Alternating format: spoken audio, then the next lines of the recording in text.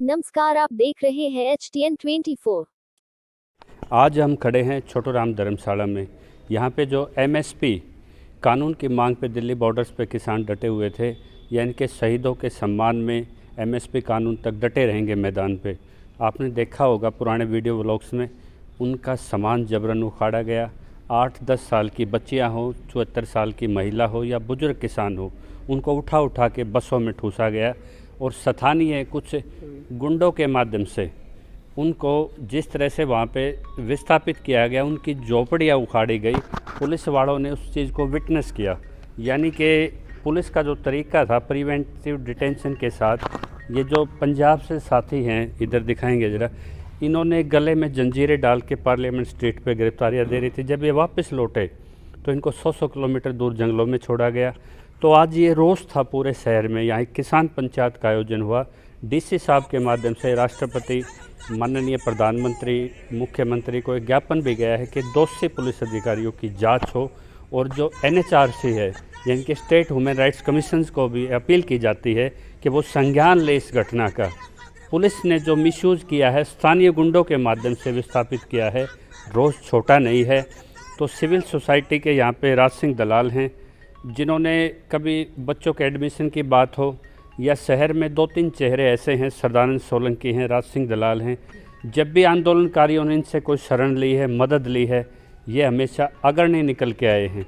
तो आइए जानते हैं क्या मामला। हाँ जी, नमस्कार जी। नमस्कार जी। क्या नाम है आपका? राज सिंह दलाल, मैं सिविल सोसाइटी का प्रदेश अध्यक्ष हूँ। आज आपने एक पंचायत यहाँ संपन्न कराई है छोटूराम धर्मशाला में। बिल्कुल, पंचायत आपने शरण भी दी है 10-15 जो विस्थापित किसान प्रशासन से हुए हैं।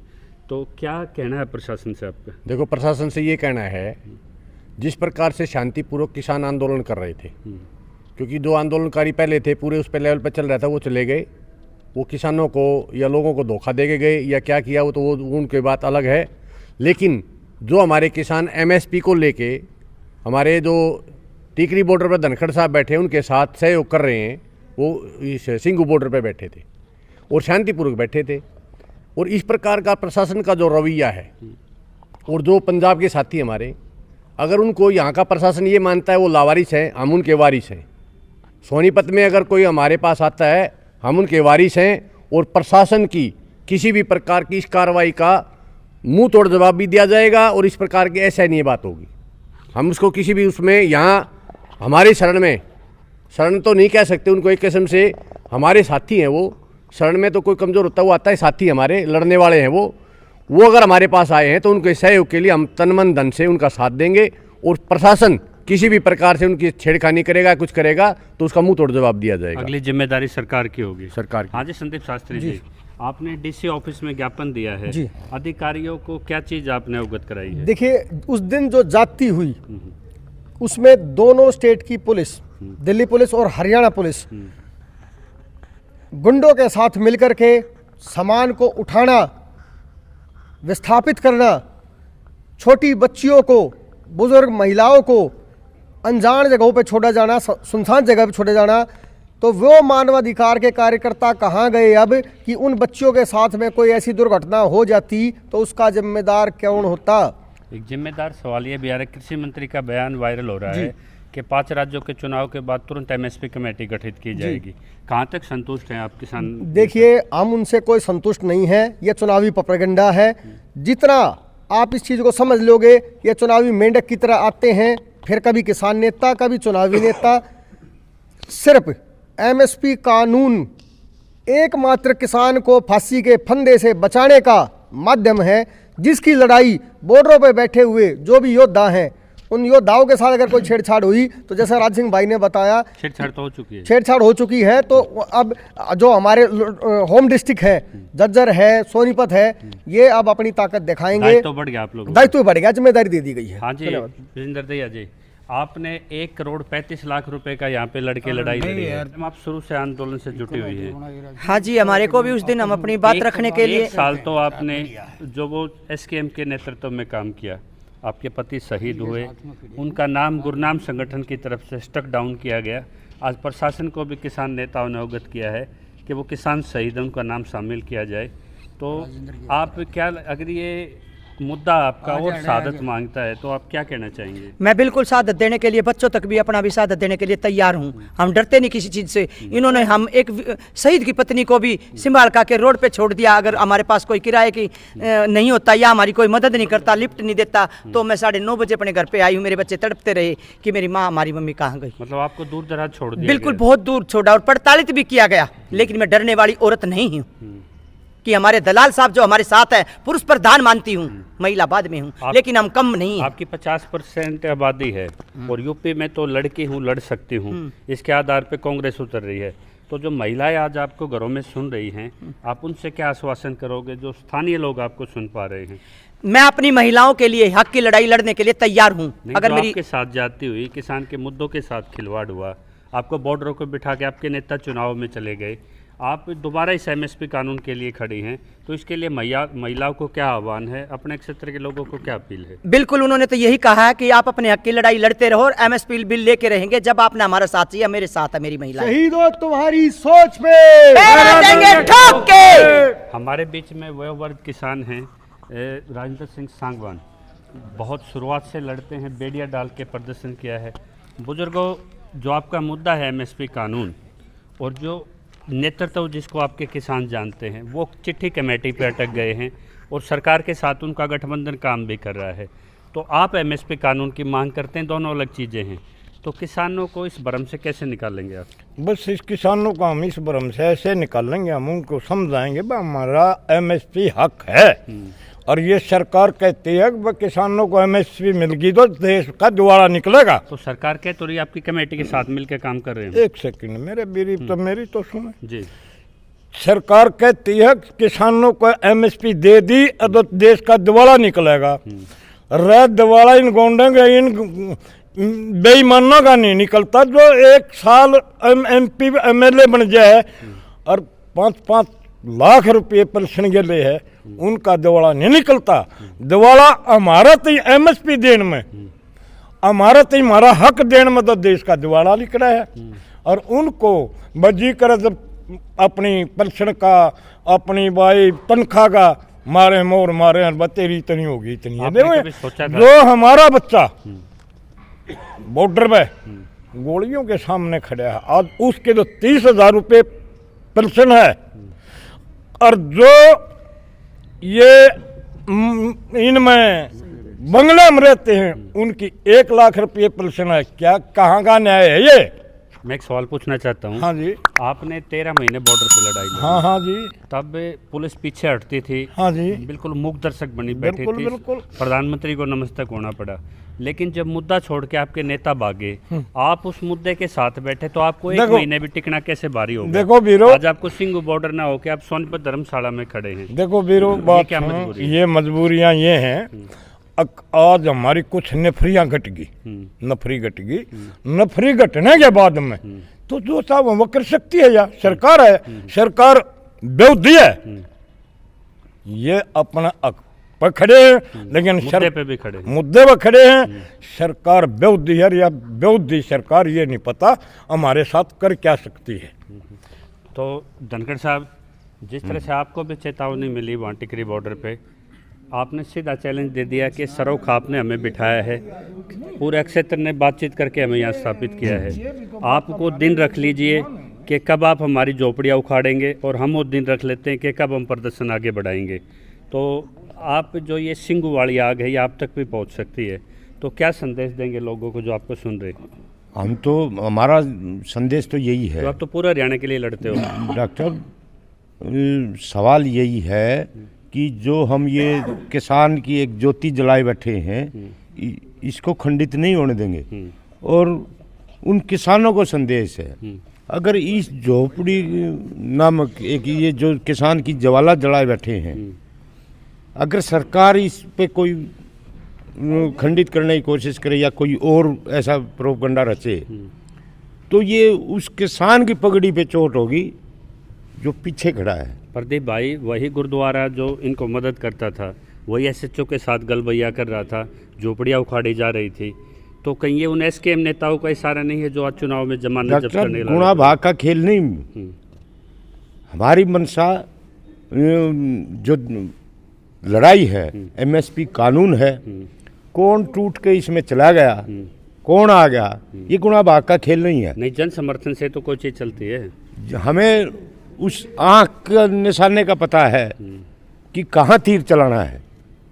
तो तीर तो ये बॉर्डर से लड़ाई, चलेगा या ये कैसे चलेगा? एमएसपी कानून एक छोटा, उसको वो मत मानो। अगर एक दीपक जला हुआ है कि एमएसपी कानून लेके रहेंगे और ये किसान की ज्वाला है, तो पीछे जो किसान खड़ा है वो इन नेताओं को भी पहचान रहा है। किसान किसकी सुने? आपकी सुने, कृषि मंत्री की सुने, या उन 40 अगुवाओं की सुने जो कहते हैं कि हम कमेटी बन के कानून बनवा रहे हैं? हो सकता है। आप कह रहे हो कि ये धोखा कर रहे हैं। ये पूरे देश के किसान का मुद्दा है। हो सकता है महाराष्ट्र का किसान उठ के आने में अभी थोड़ा समय लगे, हो सकता है अभी पंजाब के किसान उठ के आने में समय लगे, ये उत्तर प्रदेश का किसान आने में। नेताओं की तो चर्चा ही मत किया करो, क्योंकि राजनेता और किसान नेताओं में कोई डिफरेंस नहीं है। तो आप स्पष्ट करेंगे ना? हमें वो टीम बनानी पड़ेगी कि ना मुद्दे से छेड़छाड़ नहीं करने देंगे, और ना पीछे जो किसान खड़ा है उस पे, और जो ये शहीदों का किसान, हमारे जो किसान शहीद हुए 716, हमारी एक शुरू से समझौते पे 4 ही पॉइंट थे जिसपे समझौता हुआ था। एमएसपी कानून पे अगर कोई मुद्दा आता है तो आपको बातचीत भी करनी पड़ेगी, आपको कानून बनवाने के लिए बैठना भी बातचीत पड़ेगा। कितनी लंबी करेंगे? हम तो ये कहते हैं सीधा, जब देश की संसद रात को खुल सकती है कसाब के लिए, तो किसान को हक देने के लिए क्यों नहीं खुल सकती? खुल तो सकती है, लेकिन कब खुलेगी वो? आपके नेता कमेटी बना के मैं हम उन नेताओं से ये सवाल करना चाहते हैं, वो संसद कब खुलेगी और कब वो किसान नेता ये आके कहेंगे कि आज एमएसपी कानून मिलेगा, किसान को हक मिलेगा? अभी तो चुनावी मोड पे हैं वो चुनाव वाले आते जाते रहेंगे, उस राजनीति का हिस्सा बने। हमने जो ये ज्वाला ज्योति जो जला रखी है वो उस किसान के लिए है जो पीछे खड़ा है, ना कि उन किसान नेताओं के लिए जो 13 महीने यहाँ भ्रमित करके गया। हाँ जी सतनाम भाई, कभी सोचा था कि बॉर्डर पे बैठ के जिस तरह से बिल्कुल गंदी संदी जगह पे साफ करके पटवार खाने को दोबारा तैयार करके वहाँ 74 साल की महिला को उठा के गाड़ियों में ठूसा जाएगा? आपके साथ जो बच्चियाँ आपके साथ आई थी उन परिवारों को ज़बरदस्ती पंजाब खदेड़ा जाएगा, या स्थानीय गुंडे आपको धमकियाँ देंगे, आपकी झोपड़ियाँ तोड़ेंगे? जो झोपड़ी आपने मेहनत से बनाई आज आपके सामने से उजड़ी हैं और आप जगह जगह शरण लेते हुए घूम रहे हो।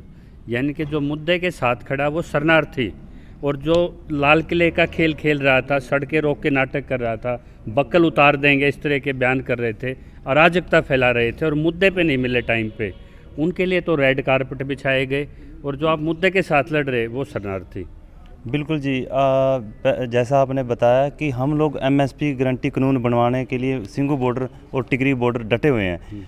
आपने कमेटी की बात कही, कमेटी का हम बिल्कुल बहिष्कार करते हैं। कमेटी नहीं चाहिए, हमें कानून चाहिए, और कमेटी आज तक बनी है, उन्होंने कुछ भी नहीं किया और आगे भी नहीं करेंगी।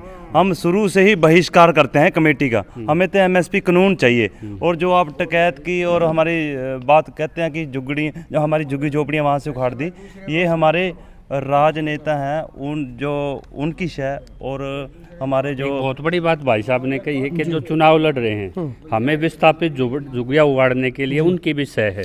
देखिए, इसमें कहीं ना कहीं शक पैदा होता है, क्योंकि जब बॉर्डर जो वहाँ पुलिस थी, उस पुलिस के द्वारा एक बात थी कि ये एसकेएम की कॉल नहीं है, तो क्या किसान का प्रतिनिधित्व केवल और केवल एसकेएम करेगा, बाकी के संगठन नहीं करेंगे? वहाँ नींग भी देख रहे थे, गुरुद्वारा प्रबंधक भी खड़ा होकर तमाशा देख देखिए ऐसा है, इस सरकार की रणनीति क्या है? दलित के सामने दलित को खड़ा कर दो, ओबीसी के सामने ओबीसी को खड़ा कर दो, सरदार के सामने सरदार को खड़ा करके इनके डेरे उजाड़े गए हैं, जो कि बहुत निंदनीय है। मैं व्यक्तिगत तौर पे भी बहुत निंदा करता हूं। जाना चाहिए, उन लोगों को शर्म चाहिए जो हमारी तंबू उखड़ने से, जो तालियां बजाने से, जो बाबा बलविंदर सिंह थे जो पास खड़े थे, जिन्होंने हंस रहे थे पास खड़ के, उन्होंने जो आंदोलन, आपने जिस नाम से भी सवाल पूछा था कि वो लोग, उनके लोगों के बारे में आप कहना चाहते हैं, वो लोग तो, उन लोगों को तो हम पहले रोक रहे थे। 4 तारीख को हम कजारिया में विरोध किया था कि हम एमएसपी गारंटी कानून चाहिए, हमें कमेटी नहीं चाहिए। तो आपके तंबू खुड़वाने में उन गद्दारों का भी तो हाथ हो गया? उनका पूरा उनको 2 महीने हो गए हैं। जब 11 दिसंबर से ये गए हुए थे, उस टाइम से लगे हुए थे कि हमारा तंबू उखाड़ने। वह एक बात है, मैं सरकार को चेतावनी देना चाहता हूँ, जो उन्हें कह के तहत हम आंदोलन लड़ने का, हमें शांतिपूर्वक आंदोलन लड़ने का अधिकार है। हमारे साथी, हम आंदोलन शांतिपूर्वक आंदोलन बॉर्डर पर लड़ रहे थे, जो किसी को आंदोलन से उठाना भी होता है उसको पहले नोटिस देना पड़ता है। तो विक्रम जी आपका साथ मिला स्थानीय लोगों तीन का? नोटिस देने पड़ते हाँ हैं जी। प्रशासन को उठाने के लिए।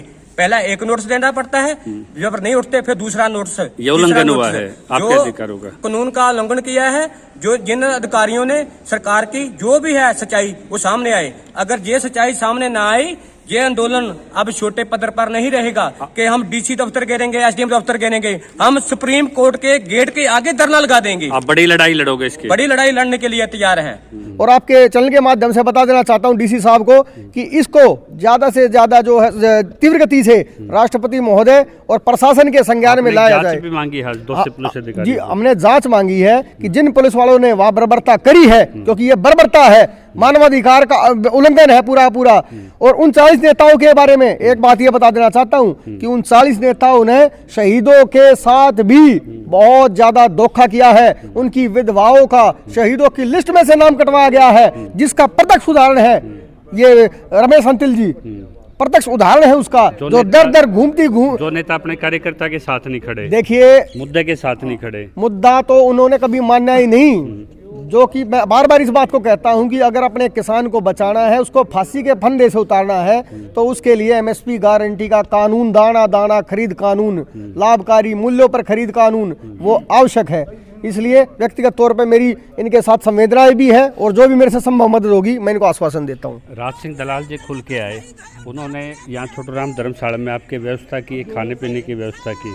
तो आप स्थानीय लोग जिस तरह से आज उन्होंने किसान पंचायत करके सरकार को आज संदेश भेजा है, निंदा प्रस्ताव करके, इसमें आप क्या व्यक्त करते हो? बिल्कुल, ये जो स्थानीय सोनीपत के लोग हैं इन्होंने बहुत हमारी सहायता की और इकट्ठे हुए आज पंचायत भी बुलाई गई छोटूराम धर्मशाला में। और राज सिंह दलाल साहब हैं, इनका मैं तहे दिल से धन्यवाद करना चाहता हूं कि ये क्रांतिकारी व्यक्ति हैं। इनका व्यक्तित्व तो पीछे भी जो रहा है क्रांतिकारी रहा है, और आज फिर ये आगे निकल के आए हैं। जिन हमारे लोगों पे जो भी अत्याचार हुआ है आंदोलनकारियों पे, उनकी सहायता के लिए आगे खड़े और स्थानीय लोग भी आगे खड़े हैं। पंजाब के उन किसानों को क्या संदेश है जो अकाली नेता की बात करते थे, एकता की बात करते थे, सिक्के की बात करते थे, निशान साहब के झंडे लेके पंजाब एकता की बात करते थे, उन्होंने खड़े होकर आपके उजड़ते हुए देखे, आपके तंबू उखाड़े गए और वो एसएसओ के साथ गलबैया कर रहे थे। देखो तो क्या संदेश है पंजाब में? जी, वो जो लोग हैं राजनेता हैं, वो सिर्फ राजनीति चमकाने के लिए हर आदमी का, हर व्यक्ति का शोषण करते हैं।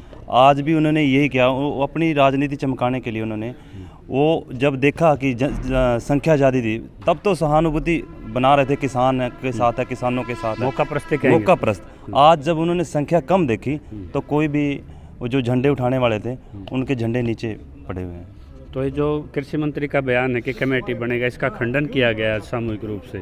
तो एमएसपी कानून के लिए यदि सरकार और आपकी कोई बातचीत बनती है तो क्या आप उसमें आगे बढ़ेंगे? नहीं, हम बिल्कुल, ये स्पष्ट रूप से तय है कि हम कमेटी बनाने में बिल्कुल भी, कानून बनाने में कानून बनाने में हम बिल्कुल आगे रहेंगे। अगर ऐसी स्थिति बनती है तो हम लोग इस देश के हित में जो काम हो रहा है हम आगे रहेंगे। और जो 18,000 जो पंजाब के किसानों युवाओं पर भी मुकदमे हैं, उसमें भी हमारे दलाल साहब ने भी आश्वासन दिया है कि जो भी मुकदमे, हम आपके साथ है, पूरा सोनीपत आपके साथ है, और फ्री ऑफ कॉस्ट लड़ने की सहानुभूति उन्होंने जताई है, तो आगे लड़ते रहेंगे केस। सुमित छिकारा जी, जैसे स्थानीय लोगों का समर्थन आज मिला है सोनीपत में, ये यात्रा गोहाना भी जाएगी, रोहतक भी जाएगी, तो स्थानीय लोगों को जोड़ने के पीछे अभियान के आपका क्या उद्देश्य है? ऐसा जी, कोई भी आंदोलन ये लोगों के लिए लड़ा जा रहा है और उसमें लोगों का शामिल होना बहुत ही महत्वपूर्ण है। ये उनकी आस्था का है कि हम उनके लिए लड़ रहे हैं, उनमें विश्वास होना चाहिए। ये किसी भी आंदोलन की पहली नींव है कि आपके लिए लड़ाई हो रही है, कि लड़ाई आपके लिए हो रही है और आपको इसमें सहयोग देना चाहिए। अगर ये सच में उनके लिए लड़ाई हो रही है और उनको समझ में आ जाती है ये बात, तभी हमारा धरना प्रदर्शन या आंदोलन हमारा सक्रिय रूप ले सकता है। तो उनका जुड़ना हमारी जो मानसिकता है कि हम सही मायने में आंदोलन के लिए काम कर रहे हैं, उसको यथार्थ में बदलता है। तो ये था छोटूराम धर्मशाला पे स्थानीय इनको समर्थन भी मिला है। शहर शहर जाएंगे, एमएसपी कानून पे आज भी टिके हैं। कृषि मंत्री के कमेटी वाले बयान का खंडन ही नहीं किया, लिखित रूप में राष्ट्रपति प्रधानमंत्री को आज इन्होंने प्रेषित कर दिया गया है। इस मुद्दे पे जो भी आपके कमेंट्स हो डिस्क्रिप्शन बॉक्स में पॉजिटिव सजेशन डालिए, ज़्यादा से ज़्यादा लाइक शेयर एंड सब्सक्राइब कीजिए। जय किसान, जय हिंद।